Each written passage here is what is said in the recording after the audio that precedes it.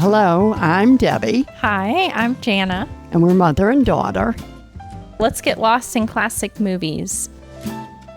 Today we're talking about a film called Arsenic and Old Lace from 1944. It's a Frank Capra film, the director, and it stars Cary Grant and Priscilla Lane. If you were going to have me watch this movie for the first time, and I asked you, what is this about? What would you say? Cary Grant has two aunts, and what he doesn't know about his two aunts is that when old gentlemen come to the house and they're really feeling lonely, they give them some wine and they die. So he doesn't know it's them doing it. He thinks it's his other brother, the one that's Teddy Roosevelt, that he's doing the killings. When he finds out that it's his aunts, you have to see his expressions. His face is just hilarious, trying to figure out what in the hell is going on in the house. It's hilarious. You'll die laughing. Then he gets a visit from his brother, his other brother, who's a psychopath and looks like Boris Karloff. And he brings with him a Dr. Einstein that's going to work on his face again. It's just hilarious. You have to see this. I hope you enjoyed the movie, and we're looking forward to your feedback. Wonderful. And I think it's a great mix of, it is a Halloween movie, and it's a romance, and it's got some creepiness, and it's absolutely hysterical. And we hope you enjoy it. Happy watching.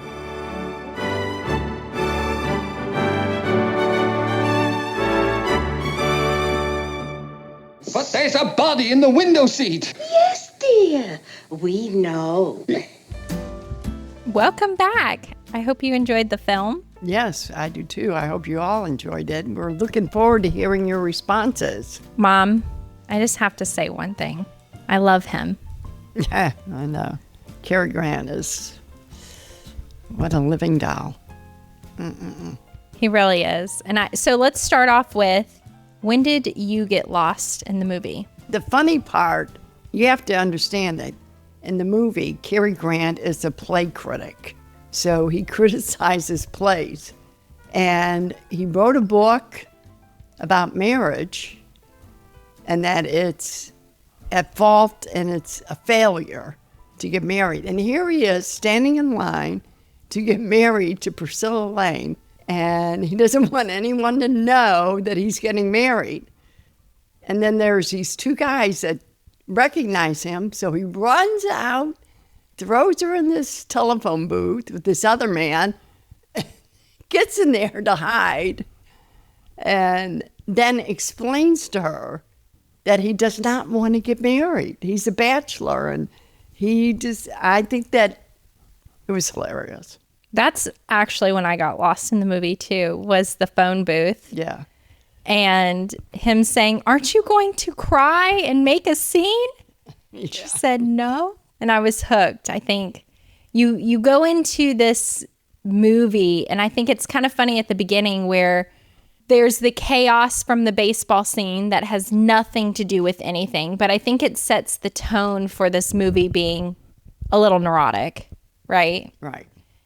And then it's got these deeply romantic parts at the beginning that you don't really see until the end of the movie.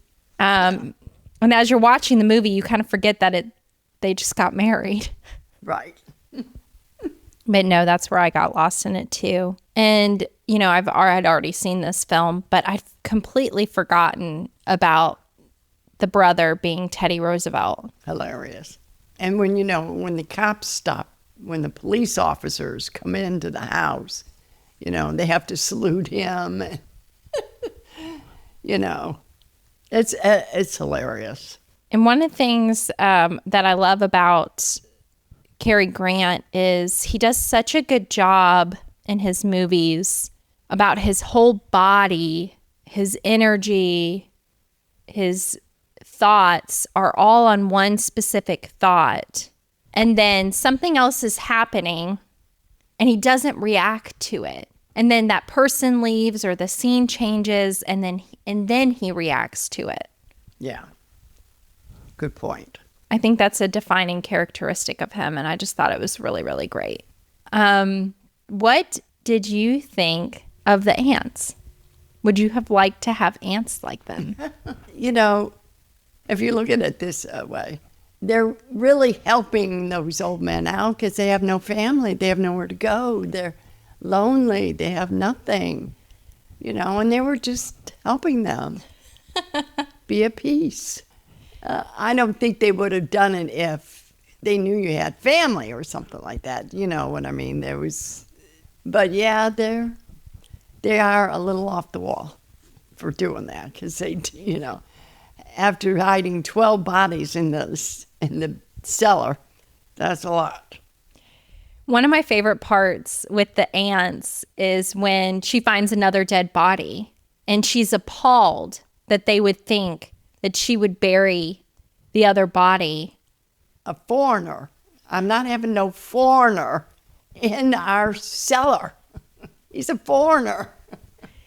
And she meant one of the parts that I think she caught on to was that he was a stranger. She didn't know who he was. Right. So it's funny to me that she has standards of who she would kill and who she would bury. And then, of course, the movie has all of these different characters who feed into the storyline. And you just keep adding one more character or two more characters into the scenes. Yes. Where everybody almost drinks the wine. Right.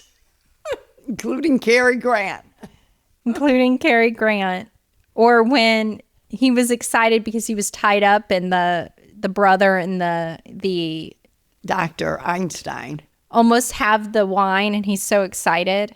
And then the Teddy Roosevelt comes out and blows his horn, and then they drop the glasses, and they went, Cary Grant's face was, shoot, they could have died.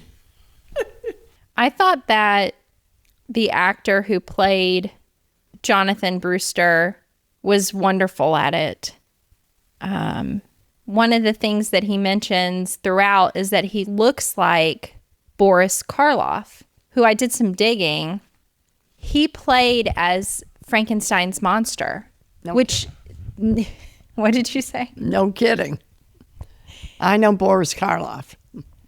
And this was originally a Broadway play in 1941, and Boris Karloff played Jonathan Brewster in the play. Oh, okay. No wonder they mentioned that in the movie. So they're paying homage to Boris Karloff in that way, and I thought that was a really funny twist. Yeah, that is. I didn't know that. What did you think of Priscilla Lane in the movie? She's really not in the movie that much,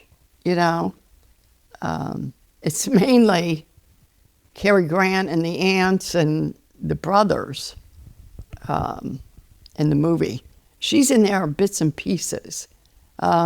I thought she was all right. I mean, nothing special about her.